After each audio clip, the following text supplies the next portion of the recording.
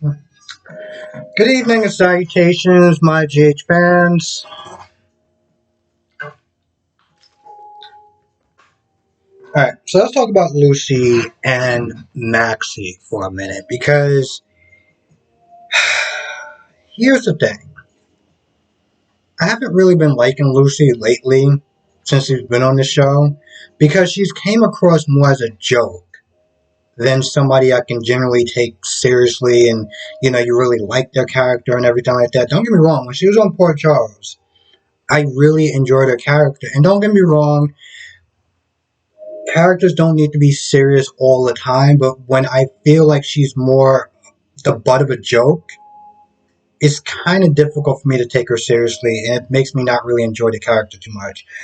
But in this episode, I actually did like her character, specifically because while she was, her and Maxie talking about damage control. Maxie puts out a statement about mental health and donating to some cause to try to make Deception look a little bit nicer or, you know, less like they're out of control. Let's be honest, that's literally what it is. And, afterwards, Maxie was like, you didn't really have much to say. And Lucy was like, well, I do, and you're not going to like it. Okay. Lucy was like, maybe we should sit there and try to get a new face of Deception temporarily. Temporarily. Just have her step aside because right now all the stuff that she is doing is not looking good for the company. Okay? Maxie,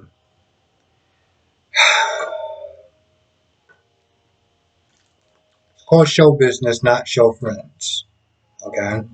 And it's a very difficult and cold thing to say. Okay? But this isn't just about Sasha. This is about all of them. This is about the company as a whole, the employees that work for them. Everything can wind up going belly up because of all the things that Sasha has been doing. We're going to be honest. If these people weren't her friends, they probably would have tried to push out the company a long time ago. The fact that they were giving her this much leeway and Maxie's like, oh, what are you talking about? I don't like it. I don't like it. You should sit there and tell her. Yeah, you're a grown ass woman with kids. Why can't you? And I get that it's a hard truth, but again, if you weren't her friend, would you be sitting there having so much of a tough time? Um, giving her this news.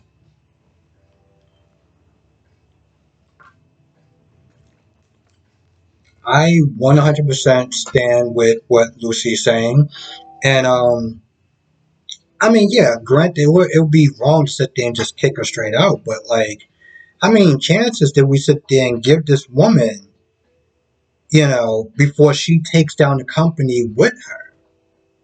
I mean, it is what it is. Like I said, it's just the reality of the situation. Um,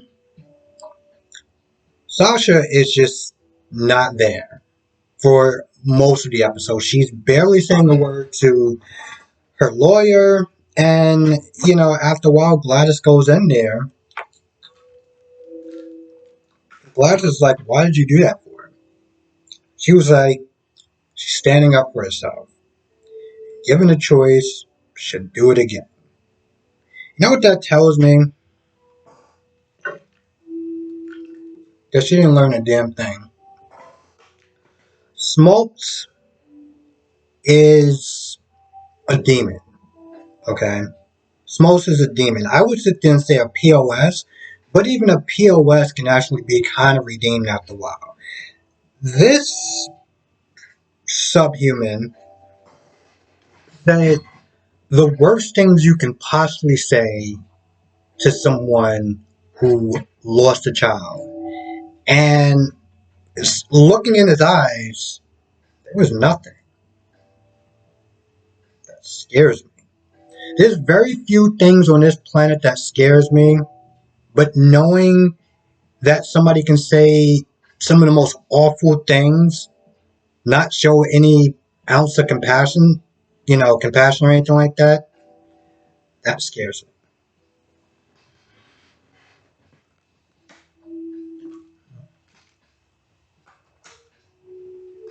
So I'm not Smith there saying that he didn't deserve everything. Hell, to be honest, he deserved more.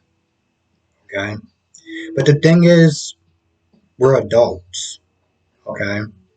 We're adults and we gotta sit there and try to handle things in a better way. It's not the best thing for us, as far as gratification goes, but and then you gotta sit there and think of what is it doing to Brando. I mean, Sasha was like, in the beginning, you didn't even want me to, you didn't even want me with your son. She was like, yeah, you're right. And I'm like, no offense, but I've said this before. I understand where Gladys is coming from.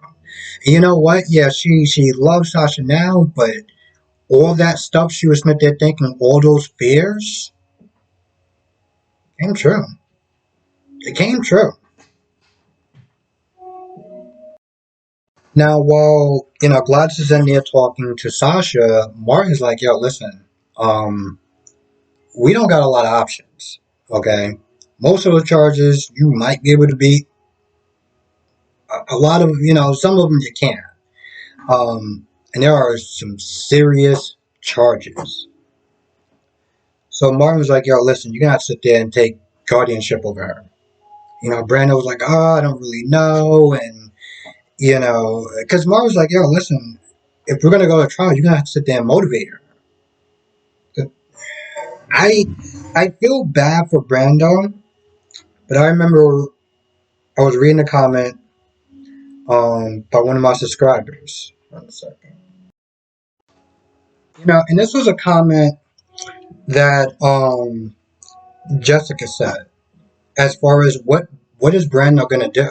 Brando wants to sit there and take her home yesterday, and I'm like, are you a psychologist? Are you a psychiatrist?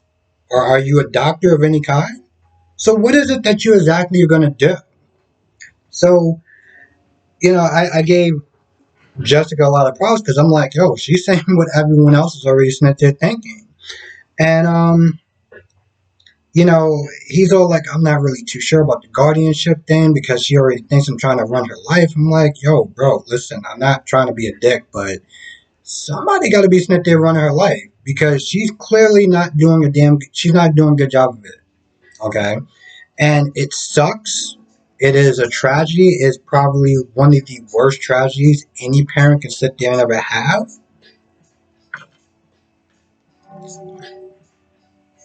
But she's not getting anywhere. She's not getting anywhere. And Brando doesn't exactly know what to do. And you know what? At the end of the day, Brando can only do so much. She kind of gotta want to help. This is why she's in the situation that she's in because she didn't want to help. She's at a point where she's literally damn near zombie like. So I think they're gonna probably go for that whole custody. I mean, court guardianship thing because I think that's probably the best thing for her. At first, I thought they was gonna sit there and commit her. And I'm like, I'm okay with that too because freedom right now is not her friend. So Alexis is back, and it was nice to sit there and see her for a minute. Then I saw Gregory, and I was like,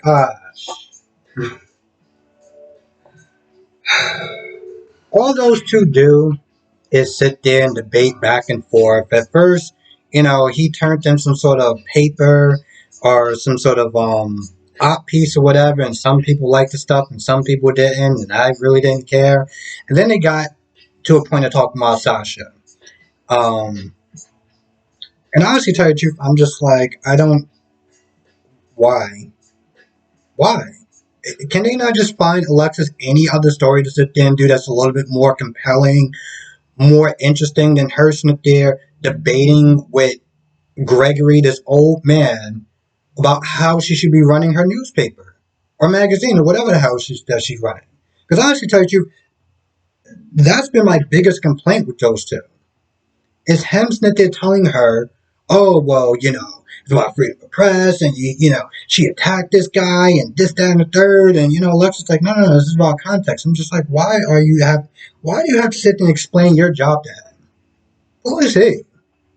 And then towards the end of it, when he was like, oh, you're right or whatever, I'm just like, why does she need your validation for it?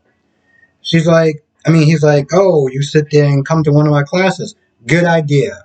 Let her come to one of your classes, and then she could sit there and start judging you on your work. She could sit there and start and just picking little things and parts and stuff like that, because that'd be pretty fun, right? It'd be just amazing having somebody sit there. Like I said, it's not working for me. It's not. It's just not working for me. It was not working for me from day one, and it's still not working. But it is nice to have Alexis back for what it's worth, which isn't much because she wasn't really doing anything today. But whatever. Man, they just not letting this whole Cody and Britt thing go, are they? They just keep doing it. Cody tries to talk to Britt. Britt acts bitchy like usual. And then he calls her out, and then she's like, "Yeah, you're right. I don't really sit there and give people a chance." And I'm just like, bro, I don't know what it is that you see in her. Um, but I'm pretty sure 90% of the men that would miss that they're trying to hit on her, and she would have had that attitude. It would have been like, yeah, you know what? I'm good. Nah. I'm just gonna go anywhere else. But for some odd reason, because they gotta sit there and put those two together, he just keeps banging his head on a brick wall. And finally, she starts to crack a little bit. And that makes him ecstatic for some odd reason. So he gives her this, well, he gives her this note in a card that looks like something that a fifth grader would sit there and give to their teacher that they like or that they have a crush on. And she likes it. And at one point, she was all like, "Oh, well, how did you sit there and find me?" I'm like, Jesus Christ, can we just sit there and get through the scene? Um. Anyway, she agrees to go out with him on a second date. So, like, that's cool, I guess. She's probably going to be acting her usual frosty self. Still not the ice queen. I'm sitting there thinking about her being all frozen and everything like that. And I'm just like, oh, good old Victoria. No one is the ice queen like that chick. Question. Is anyone actually liking Spinelli's character at this point? Like, does anyone actually like care? Here's the thing. I say that, and I don't. I was gonna sit there and say I don't mean to be a dick, but I really don't care. My whole thing is when Spinelli first came on this show a while back. This is somebody that Alcazar brought in, and eventually, him and Jason they formed this really cool friendship. Their characters, the way that they played off each other was amazing. It was absolutely amazing. They carried that over into the night shift. Um, I personally think one of my favorite adventures with those two, because let's be honest, was the Metro Court scene. You know, when Spinelli, he had the eyes and everything like that, and Jason was going through the tunnels, just being his usual badass self. I miss those days. I really do miss those days because now it's like he's just relegated to keeping some secret for like no reason. And I know that he said that, oh, well, people found out there was me behind it.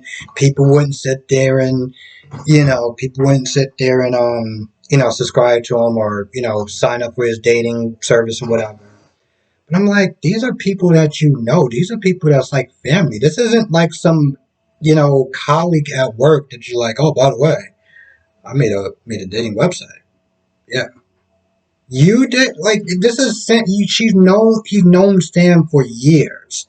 Known Maxie for years. You know how long it took to sit there and tell that secret that wasn't even really that impressive to begin with? It's like we already knew. And now he's relegated to sit there giving Cody dirty looks the whole time while Sam is like, hey, listen, I need your, help in the case as far as can't find any records on Esme or whatever, so they're gonna sit there and go analog, which is basically just saying we gotta find like actual records. While she's sitting there telling him about that, he is just sitting there just giving Cody dirty stares, and when Sam asks, he says he keeps quiet, he doesn't really say anything, and then he changes the subject, and she's all like, oh man, I don't really know about moving him with Dante because, everything is perfect, and, why sit there and rock the boat? And I'm just like, we done had this conversation for God knows how long. That she's just like, oh, I don't really know about. Like, why don't you just do you and Dante a favor and just tell him how you feel? Just say no. Her reason is that she doesn't want to sit there and uproot the kids or whatever into a new environment and stuff like that. And don't get me wrong, I'm not knocking her for that. She has a point. They're just dating right now. And it's like, why just move right on in? But then again, I mean, a lot of things about those two don't. And I wouldn't sit there and say they're not conventional, but I mean, come on, now, they share a brother. Yeah, it's like, yeah, they're not blood or anything like that, but it's still gross. Um, like Sam, just sit there and tell him. If he's still going to be in your life, then that's the test. And he's either going to pass and fail.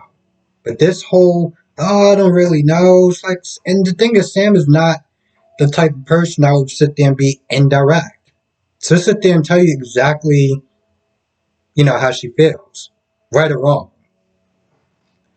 So they get into that whole conversation, and then at some point Maxie joins them, and they start talking, and then towards the end, Spinelli decides to sit there and tell Britt, he decides to be a cock blocker, let's just be honest. It's like, no, you can't sit there and go out with Cody because I just have a bad feeling. Like,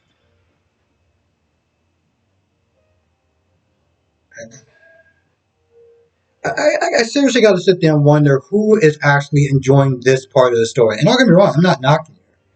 I just, I'm not feeling it. Not feeling it. Hell, even just talking about it, it's just like, I sit there and talk about that portion of the episode. Joy. So Chase was meant to talking to Dante, and Dante was like, "Hey, listen, I got an inside man. Your chances of getting back to being a cop is, it's pretty slim." Um, so he's not happy about that, but then Link comes over, and Link is like, "Hey, I could sit there and offer you a deal." At this point, Chase is already behind on the rent. Okay, that is stressful enough. Um, So, Link starts bragging about, oh, I can do this for you, I can do that for you, this, that, and the third. And Brooklyn comes over, and Brooklyn tries to once again be like, hey, I can do this, I can do that for you. Dante sees the situation. The minute that Brooklyn comes back over there, Dante's like, yo, what are you doing? Because I see this whole little game that you're playing. And eventually, Link sees it too. So whatever sort of little dream or fantasy that they had going on as far as trying to bust Link and get the deeds, the dirt on him or whatever, well, it's just pretty much kind of just crashed and burned. Which is a storyline that I was so not invested in, so I don't really care, but I'm not invested in for just a lot of different reasons. I think that she's personally toxic, but I'm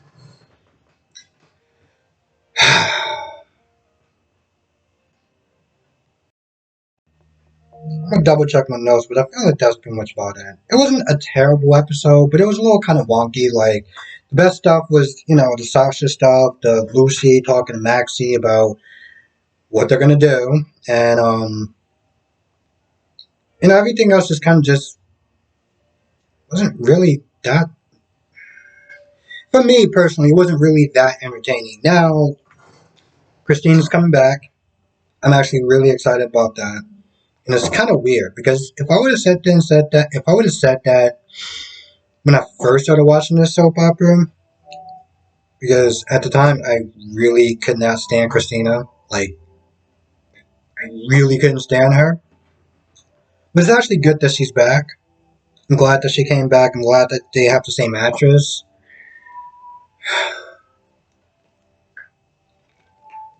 And, one of the things I kept saying when they did have the character and when she would leave was like, call her back when they get a good story for her. Call her back when they get a good story for her. When they don't have anything for her and she's just kind of just there, just tending bar, not really doing anything, it's like, I mean, it's nice to see you, but they don't really have you doing anything, bro. Like, what are we supposed to be doing? I really do kind of hope, one, that these episodes do start to pick up. I mean, as we all know, Days is moving to Peacock, and a lot of people are upset about it. And I'm kind of just like, it's a money thing, and it's also $4.99. Like some people are just like, oh well, some people don't have the money, and it's like I'm not trying to shame people because it's not like I'm just rolling in the dough or whatever. But I'm like, yo, HBO Max is $14. Peacock is $4 or $4.99. Is you know what I'm saying? Like it's a big difference. Also, by the way, I should really sit down and say this because a reviewer named Danny Bear 87. I don't know if she corrected herself, but just if you're a Days fan, in case I forget to sit there and say it's in Days, just because you pay the there's I think two tiers. There's the $4.99 one where you get the access to the exclusive stuff, but then you pay a little bit more for commercial free. I feel like that's important because I think she forgot to talk about that. And I don't want people sitting there getting it thinking, ah, man, cool, I'm not going to sit there and be watching any commercials. Like, yeah, you are. Um, but yeah, I feel like, hopefully, I feel like they start to step up their game a little bit. Because stuff with, like, Alexis and Gregory, that was the point of that. Didn't go anywhere, and that's my take of it, the whole thing. Um, anyway, with that being said, I'm going to go. I want to thank you for watching. Be safe. Let me know what your thoughts are. Again, Sunday, unless my schedule change, I'm gonna set it for 6 live stream. Oh, one other thing. This is something I was just mulling over when I did my live stream on, I think Wednesday or something, Tuesday. And this is not anytime soon, but I was sitting there thinking, just as an idea, want to run it past people. As far as maybe doing live streams, reviews, and that will be Monday, Wednesday, and Friday. Where I would literally sit there and cover all four um, shows. I don't feel like that would work because a lot of times I'm answering questions and I don't really kind of get down to the nitty gritty stuff. And there's my days people, there's my GH people, there's. So I don't think that would work in the long run. But I was thinking something along the lines of that. I don't know. Like I said, I was just kind of spitballing ideas. So, yeah. Have a great weekend, and I'll see everyone in the next video.